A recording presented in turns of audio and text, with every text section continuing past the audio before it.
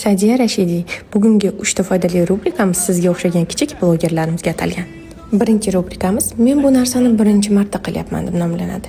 Har safar bola hayotida nimadadir birinchi marta qatnashadi. Bu tabiiy, samimiy va juda hissiy.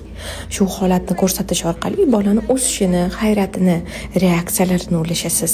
Bu nimaga trendga chiqadi? Chunki ota-onalar bu holatni o'zini farzandida ko'rgan bo'ladi yoki bolani tabiiy reaksiyasi odamlarni erita oladi.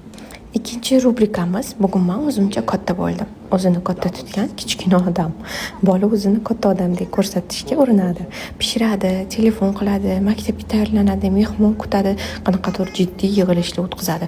Bu odamlarning orasida uni kuzatishga, oxirigacha ko'rishga va u kichkina blogerchaga mehr uyg'otishga olib boradi. Bola tili juda ham shirin hisoblangani uchun uni odamlar oxirigacha voy qanaqa shirin gapiryapti deb kuzatishadi. Uchinchi rubrikamiz esa bu trendlar. Albatta siz yangi chiqqan trendlarni birinchilardan borib takrorlashga va uni albatta kichik blogerga qildirishga harakat qiling. Chunki trendlar juda tez topga chiqishga va ko'plab auditoriyani sizga obuna bo'lishiga olib keladi. Bani sahifamga obuna bo'lib qo'ying, kuzatishda davom eting va keyingi nishi sizniki bo'lishini xohlasangiz kommentariyaga o'z sohangizni yozib keting.